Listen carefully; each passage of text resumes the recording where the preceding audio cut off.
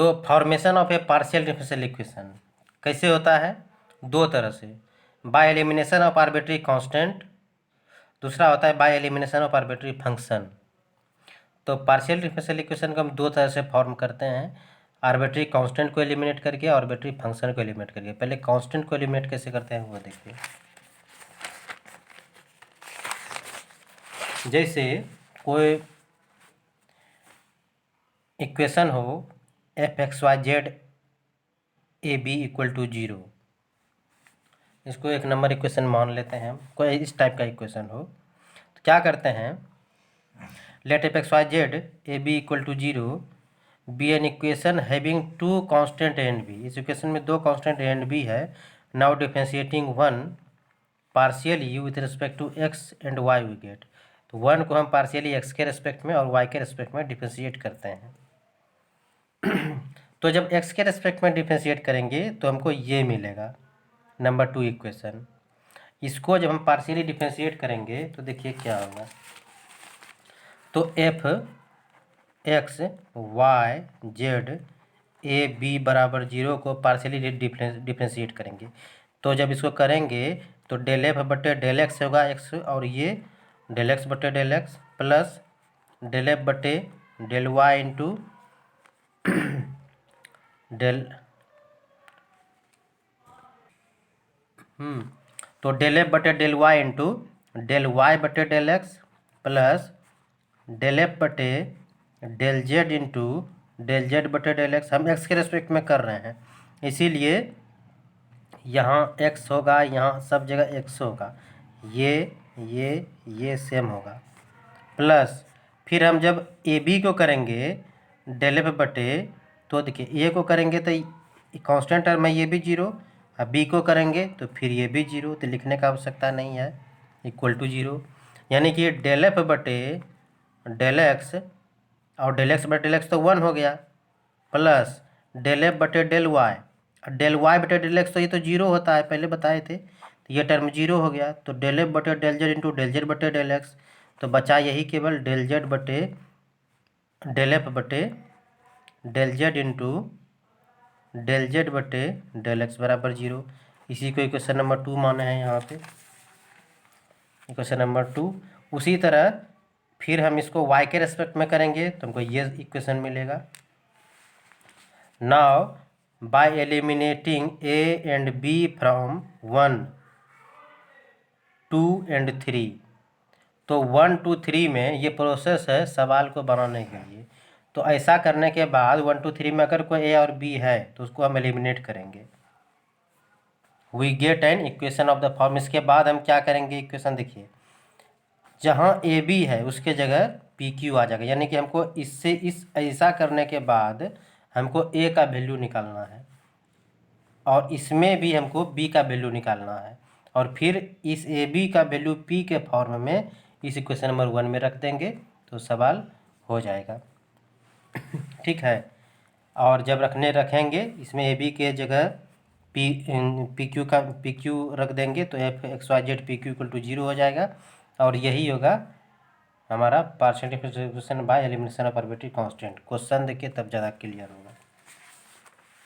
Question है form partial differential equation by elimination of arbitrary constant A and B. तो देखिए इस question में ए है और बी है, arbitrary constant A and B है, इसको एलिमिनेट करने कहता है।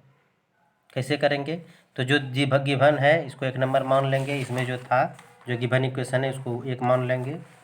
अब क्या कहता है कि 1 को पार्शियली एक्स के रेस्पेक्ट में हम डिफ्रेंशिएट करेंगे, तो इसको हम 1 को एक्स के रेस्पेक्ट में करेंगे तो जेड बराबर X plus A Y plus B है क्वेश्चन, इसको 1 नंबर मान लेंगे equation. Differentiate 1 partially with respect to X we get, तो डेल जेड बटे डेल एक्स बराबर डेल बटे डेल एक्स, ये X plus A Y plus B को डिफ्रेंशिएट करेंगे तो ये u है और ये भी है। ठीक है, मतलब दो टर्म है ना, तो एक यहाँ पे y प्लस बी जो है ये कांस्टेंट का काम करेगा और केवल x प्लस ए ही डिफ्रेंशिएट होगा, तो y प्लस बी कांस्टेंट की तरह बाहर निकल जाएगा और डेल बटे डेल एक्स केवल x प्लस ए का डेरिवेटिव भी होगा। ठीक, तो y प्लस बी सेम उतर जाएगा, इसको डिस्ट्रीब्यूट होगा एक्स में और ए में, तो डेल एक्स बटे del X plus del A बटे डेल एक्स हो जाएगा, यानी Y plus B del X बटे डेल एक्स का वैल्यू 1 और डेल ए बटे डेल एक्स ये तो कांस्टेंट है तो ये 0, तो 1 + 0 यानी कि अच्छा डेल जेड बटे डेल एक्स को हम क्या डिनोट किए थे, डेल जेड बटे डेल एक्स को हम पी बोले थे, जहाँ डेल जेड बटे डेल एक्स को उसको हम पी करेंगे, पी से डिनोट करेंगे, तो इसीलिए डेल जेड बटे डेल एक्स का जगह पी रख दिए और ये हो गया Y plus B, equation number 2 इसको मान लिए।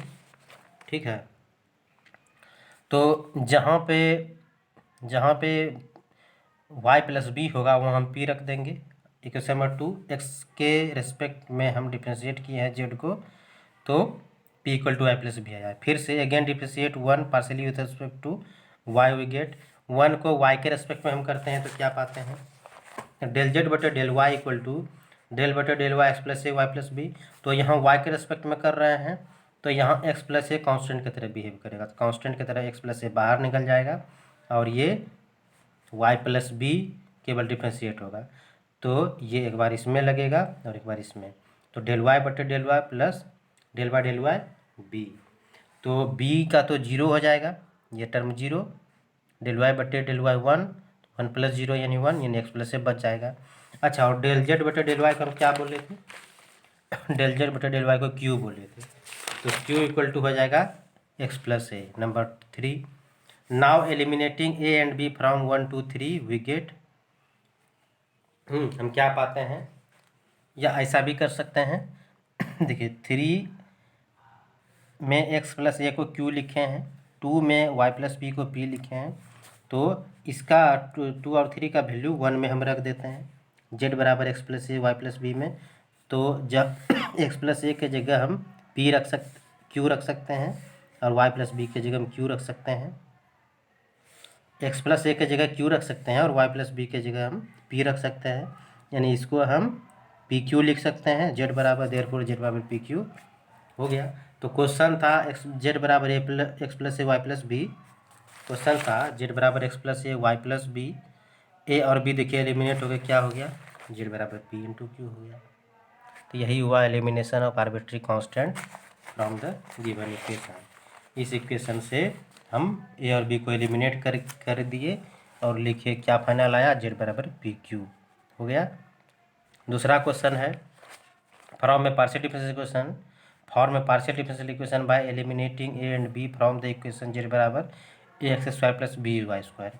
अब जेड बराबर A X square plus B Y square दिया हुआ है, इसको भी हमको ए और बी को एलिमिनेट करना है, कैसे करेंगे, तो वह जो दिया हुआ है जेड बराबर A X square plus B Y square, इसको एक नंबर इक्वेशन मान लेंगे, इसको डिफ्रेंशिएट करेंगे पार्शियली एक्स के रिस्पेक्ट में, तो डेल जेड बटे डेल एक्स बराबर देखिए यहाँ पे बी है और वाई है, तो ये टर्म तो बिल्कुल 0 ही हो जाएगा ना, बी भी कांस्टेंट और डेल वाई बटे डेल एक्स तो कांस्टेंट होता ही है डेल वाई बटे डेल एक्स बराबर 0 होता है, ये टर्म तो 0 ही हो जाएगा, तो क्या होगा, केवल इसी का डिफ्रेंशिएशन होगा, यानी डेल जेड बटे डेल एक्स जब हम निकालेंगे तो ए कांस्टेंट बाहर में और एक्स स्क्वायर का 2x यानी कि 2ax होगा डेल जेड बटे डेल एक्स।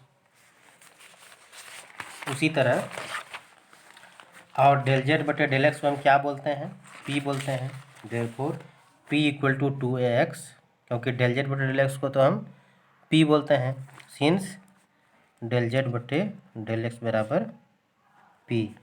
तो अच्छा, यहाँ से हम a का वैल्यू निकाल सकते हैं, a यहीं रहने दिए, 2x को नीचे कर दिए, तो p/2x equal to a, number 2 equation, तो हमको a का वैल्यू यहाँ से मिला। उसी तरह अगर हम 1 को फिर पार्शियली y के रेस्पेक्ट में डिफ्रेंशिएट करें, यानी कि हम इस 1 को पार्शियली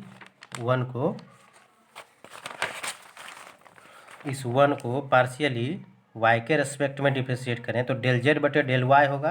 देखिए, तो डेल जेड बटे del Y equal to 2by क्या था, जेड बराबर था A X square plus B Y square, यही था। इसको जब हम y के रेस्पेक्ट में करेंगे तो डेल जेड बटे डेल वाई बराबर, अच्छा यहाँ देखिए a और x ये दोनों तो 0 हो जाएगा दोनों होने के बाद, तो ये तो खत्म हो गया, केवल बी वाई स्क्वायर का होगा। अब b तो कांस्टेंट है और वाई स्क्वायर का 2y, तो 2by डेल जेड बटे डेल वाई, डेल जेड बटे डेल वाई को हम क्यू बोलते हैं, उधर बता दिए हैं। तो q equal to 2by, therefore q divided by 2y equal to b, यहीं रहने दिए, तो b का वैल्यू भी निकल गया क्वेश्चन नंबर 3। तो हमको a और b का वैल्यू निकल गया।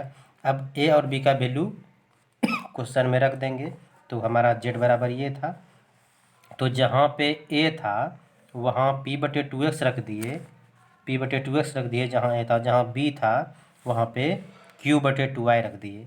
तो now from 1 we have z equal to ax² plus by², ये क्वेश्चन था। z बराबर a की जगह p/2x रख दिए और b की जगह q/2y रख दिए। देयरफॉर यहाँ से हमको z बराबर px/2 qy/2, ऐसे y से y कटा, x से x कटा, यानी 2z बराबर px प्लस qy। देखिए इस क्वेश्चन में ए बी खत्म हो गया। सवाल में था ना a² plus b², A B था, ए बी की जगह पी क्यू आ गया, तो ए और बी एलिमिनेट हो गया। तो ऐसे ही एलिमिनेशन करते हैं ए और बी का, ठीक है। तो इसी तरह से फॉर्मेशन होता है पार्शियल डिफरेंशियल इक्वेशन का आर्बिट्री कांस्टेंट को एलिमिनेट करके। आगे देखते हैं अगला सवाल।